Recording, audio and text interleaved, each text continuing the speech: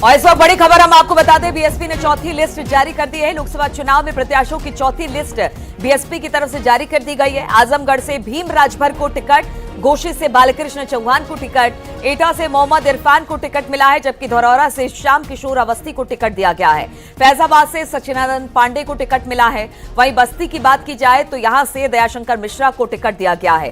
गोरखपुर से जावेद सिमनानी को टिकट दिया गया है। चंदौली से सत्येंद्र मौर्य उम्मीदवार बनाए गए बीएसपी की तरफ से। रॉबर्ट्सगंज से धनेश्वर गौतम को टिकट दिया गया है। तो अब बीएसपी की चौथी लिस्ट जारी कर दी गई है।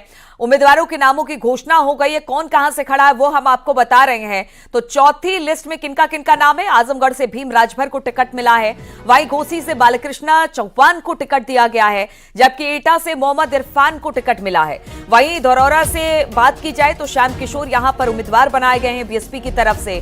फैजाबाद से सचिनानंद पांडे को टिकट मिला है, जबकि बस्ती से दयाशंकर मिश्र को उम्मीदवार बनाया गया है। गोरखपुर में जावेद सिमनानी को टिकट मिला है, जबकि चंदौली से सत्येंद्र मौर्य को टिकट दिया गया है। वहीं रॉबर्ट्सगंज से धनेश्वर गौतम को टिकट दिया गया है। तो ये वो नाम है जो अब चौथी लिस्ट में शामिल बताए जा रहे हैं। चौथी लिस्ट सामने आ गई है और चौथी लिस्ट में अगर बात की जाए तो 2 मुस्लिम प्रत्याशी हैं। इसके अलावा बाकी को भी अलग अलग जगह से अब उतार दिया गया है। कुछ नाम ऐसे हैं जिनको हम बता रहे हैं। आजमगढ़ से भीम राजभर को टिकट मिला है, घोसी से बालकृष्ण चौहान को, एटा से मोहम्मद इरफान, धरौरा से श्याम किशोर अवस्थी, फैजाबाद से सचिनानंद पांडे, बस्ती से दयाशंकर मिश्रा, गोरखपुर से जावेद सिमनानी, चंदौसी से सत्येंद्र मौर्य और रॉबर्ट्सगंज से धनेश्वर गौतम को टिकट मिला है। बातचीत करने के लिए राजीव हमारे साथ जुड़ गए हैं। राजीव, चौथी लिस्ट सामने आ गई है बीएसपी की, जिसमें से 2 मुस्लिम नाम निकलकर सामने आए हैं। पार्टी ने अपने 9 उम्मीदवारों की नई लिस्ट जारी की है, चौथी लिस्ट जारी की है, जिसमें से आजमगढ़ से श्री भीम राजभर जो यूपी पूर्व प्रदेश अध्यक्ष रहे हैं बीएसपी, तो उनको अपना उम्मीदवार बनाया है। और घोसी बालकृष्ण चौहान को बनाया जो कि सांसद भी रहे हैं।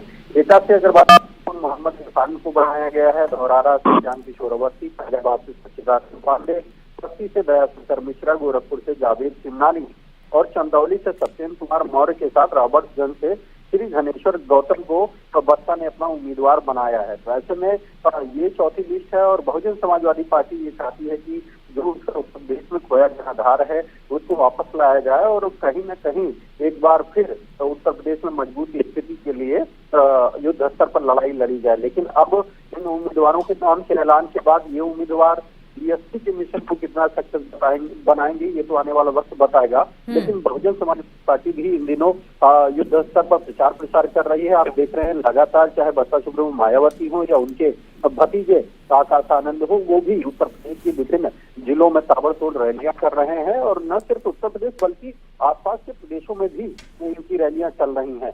अब देखना ये होगा कि आने वाले दिनों में उत्तर प्रदेश में बसपा कितनी सीटें जीतने में कामयाब रह पाती। बिल्कुल, इस बार ना वो एनडीए के साथ है ना वो इंडिया गठबंधन के साथ है, खुद इंडिपेंडेंट अपनी अकेली की लड़ाई बीएसपी लड़ रही है। ऐसे में जो लिस्ट में 9 नाम है वो किस तरह से बीजेपी को फायदा पहुंचाएंगे प्रत्याशियों के चयन को लेकर, खासतौर पर बीएसपी बहुत कह रही है कि वो खासतौर पर बाकी अगर पार्टियों को देखा जाए तो सबसे ज्यादा अगर मुस्लिम चेहरे को जगह मिली है तो वो बीएसपी में ही मिली है। राजीव, और देखिए, यकीनन बसपा पे ये आरोप लगता रहा है कि कहीं ना कहीं वो बीजेपी की बी टीम के तौर पर काम करती है और यही कारण है कि अधिकांश जो उम्मीदवार हैं वो मुस्लिम से उतारे गए। अगर इसमें भी बात करें तो इस 9 उम्मीदवारों के नाम में 2 मुस्लिम प्रत्याशियों को टिकट दिया गया है, एटा से मोहम्मद इरफान को और जावेद सिमनानी गोरखपुर से। जैसा कि आप जानते हैं कि बीजेपी की एक टारगेट रहता है कि वो 80 में से 80 सीटें जीते।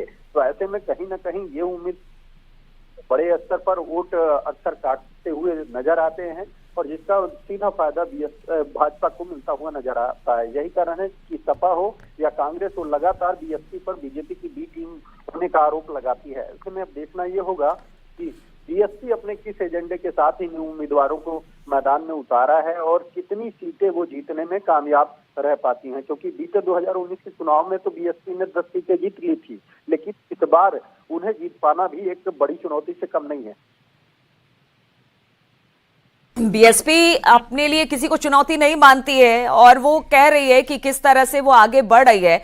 लेकिन राजीव, सबसे बड़ी बात यह है कि समाजवादी पार्टी हो, कांग्रेस हो, बहुत कोशिश की कि किसी तरह से मायावती इंडिया गठबंधन में शामिल हो जाए, लेकिन मायावती हैं वो तो अपनी ही चाल में आगे बढ़ती हैं और चुनाव प्रचार भी उनकी तरफ से अब शुरू हो चुका है और चुनौती देने के लिए भी वो पूरी तरह से तैयार दिखाई दे रही हैं।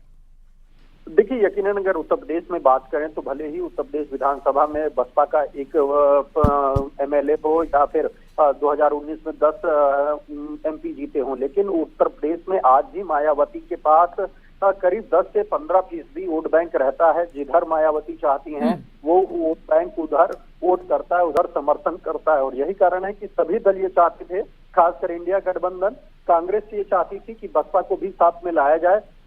आपने देखा कि जो 2019 का चुनाव हुआ था उसमें सपा, बसपा और कांग्रेस मिलकर चुनाव लड़े थे, जिसमें समाजवादी पार्टी को तो फायदा नहीं मिला, वो उनको सिर्फ 5 सीटें हासिल हुई, लेकिन बसपा 10 सीट जीती थी। बिल्कुल, तो समाजवादी पार्टी, कांग्रेस जरूर मिलकर चुनाव लड़ रही है उत्तर प्रदेश में, लेकिन मायावती अकेले दम पर लड़ रही है और उनका कहना है कि इस बार बीएसपी का प्रदर्शन शानदार रहने वाला है।